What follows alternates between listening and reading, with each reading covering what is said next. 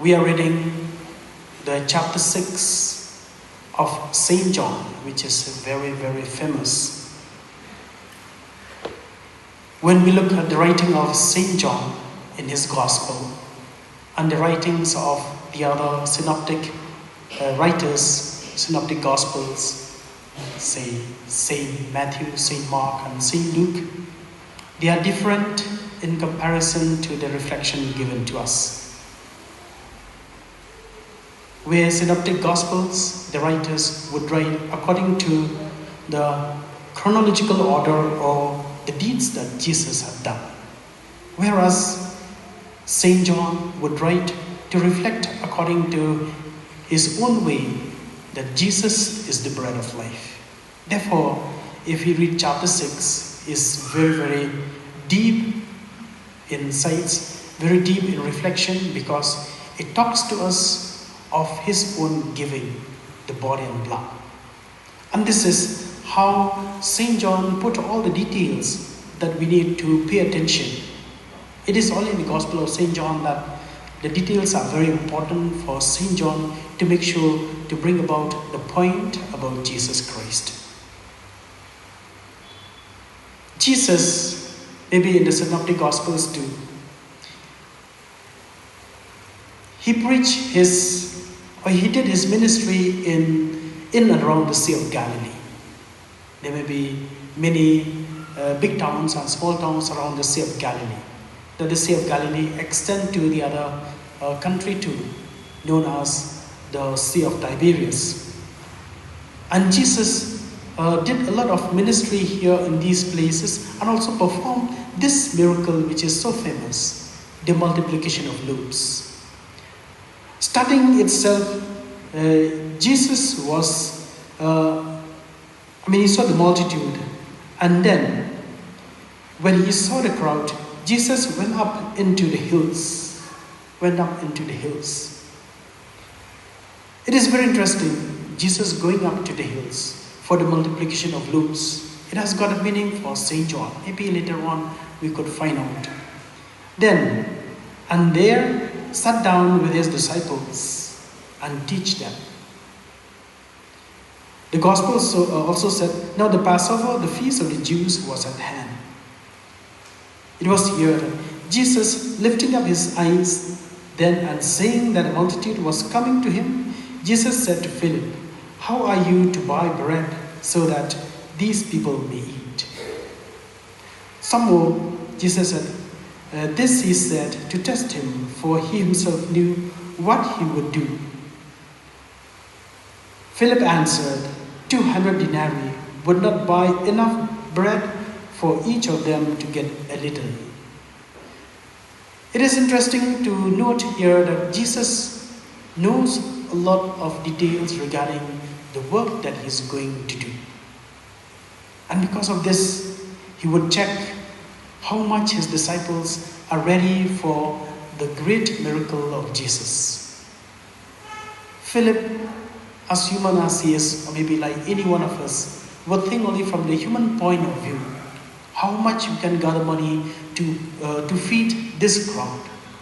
And this is what we used to do maybe in different occasions. We used to do in different occasions when we have maybe the wedding at home, or when we have maybe the Christmas festival, and then we have to feed the children, we have to feed a lot of people, how many pigs we will kill, how many sacks of rice we have to buy, and so on and so forth.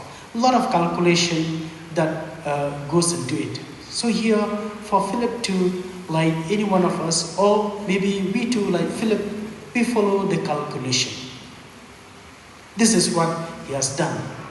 And interesting to note here, when Philip expressed that we have a huge sum of money and each one will get very little, then Jesus said, one of his disciples, Andrew, Simon Peter's brother, said to him, there is a lad here who has 5 barley loaves and 2 fish. 5 barley loaves and 2 fish.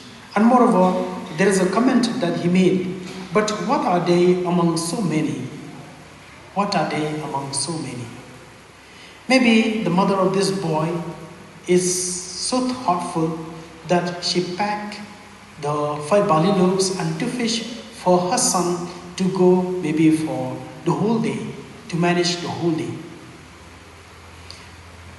The mentioning here the barley loaves, it is the food of the ordinary people, or maybe to a certain extent to the poor people. Only poor people eat barley. Because though it is a food that can sustain the whole day, but only the poor eat barley. So barley loaves only for the poor. Here also it is very clear that Jesus selected the food of the poor to make a miracle. Then, Jesus did not wait for long, but maybe we can look into the generosity of this boy. The generosity of this boy. He is ready to give his food for the day to the disciples who asked, or maybe to Jesus Christ.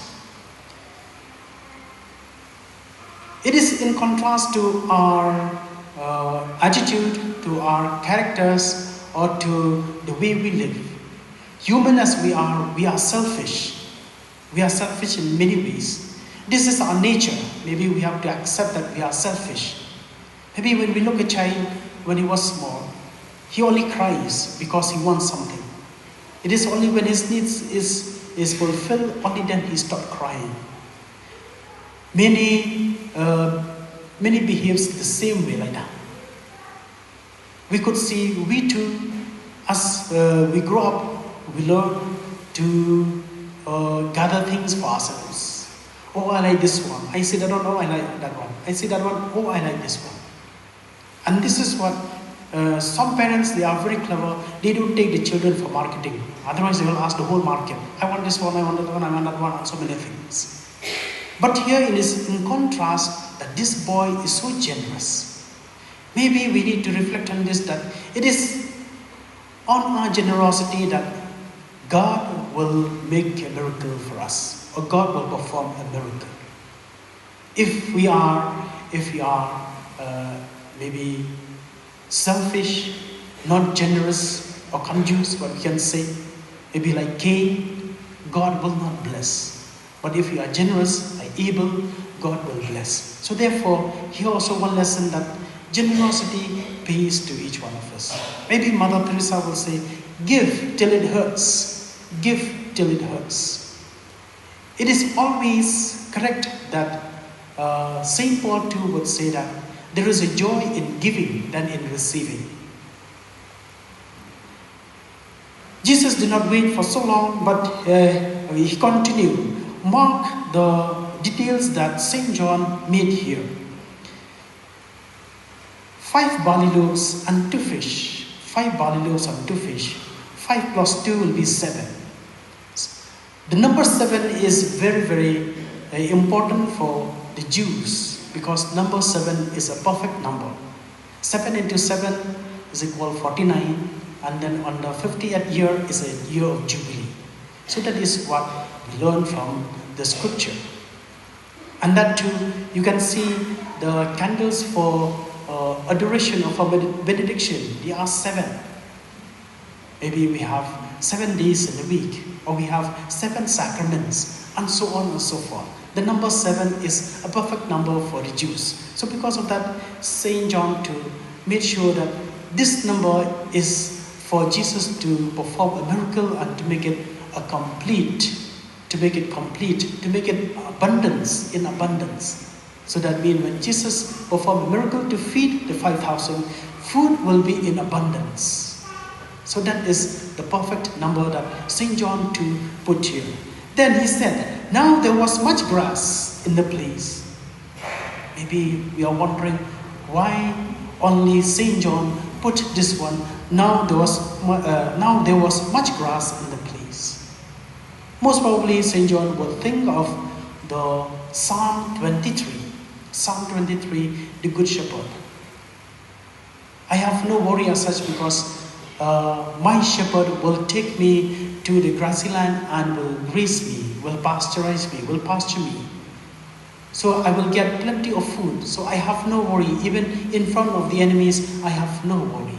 That is a Psalm 23, which we know for sure that the Good Shepherd will give us food. As the shepherd will give us green pasture to the sheep, Jesus Christ, the Good Shepherd, will feed us, which we will not lack anything.